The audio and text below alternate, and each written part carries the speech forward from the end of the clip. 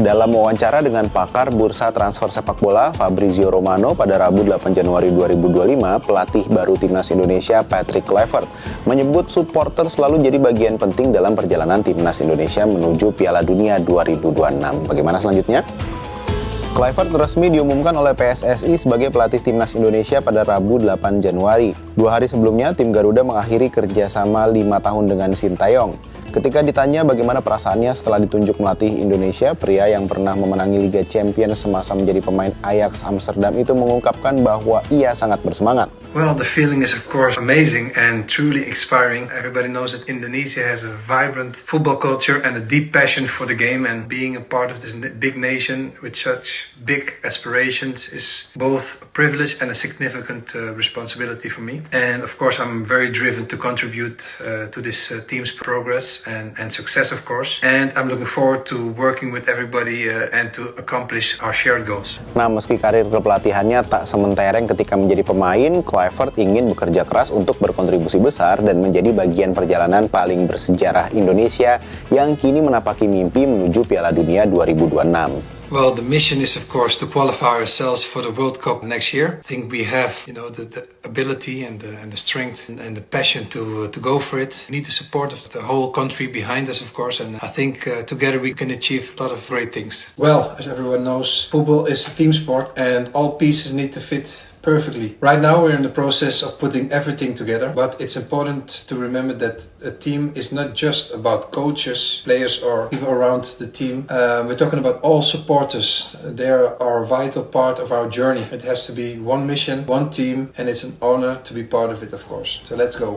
Kluivert akan dikontrak 2 tahun dari 2025 sampai 2027 dengan opsi perpanjangan kontrak dengan target terdekat yaitu membawa Indonesia lolos ke Piala Dunia 2026. Ia akan dibantu 2 asisten pelatih asal Belanda yaitu Alex Pastoor dan Denny Lansat.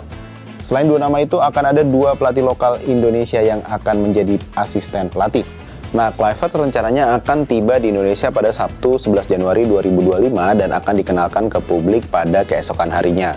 Debutnya sebagai pelatih Indonesia adalah 2 laga putaran ketiga kualifikasi Piala Dunia 2026 melawan Australia dan Bahrain pada 20 dan 25 Maret mendatang. Nah, bagi sejumlah pesepak bola Timnas Indonesia yang sempat jadi andalan STY seperti Mark Klok, kehadiran Patrick Kluivert sebagai pelatih baru dinilai sangat mungkin akan membuka jalan bagi pemain-pemain yang sempat tersisih kembali ke Timnas Indonesia.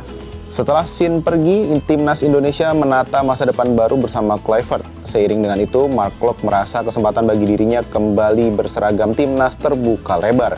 Dengan adanya Kluivert, Klok menilai kendala bahasa dan komunikasi seperti pernah terjadi sebelumnya di era Sin bisa terselesaikan. Mayoritas anggota Timnas saat ini merupakan pesepak bola naturalisasi yang menggunakan bahasa Belanda. Semua hal yang baru, dia harus adaptasi di negara kita. Semoga semua orang bantu dia buat adaptasi dan pemain kultur sepak bola juga adapt dengan filosofi dia. Itu sangat penting buat kita bersamaan karena kita semua punya satu mimpi, satu visi, satu misi. Itu Garuda Indonesia harus lebih baik, lebih besar lagi kepada sekarang untuk kedepannya. Dan semoga kita bisa kualifikasi untuk Piala Dunia. Ini mimpi semua. Dan semoga dengan pelatih yang baru kita bisa menjadi mimpi ini terwujud.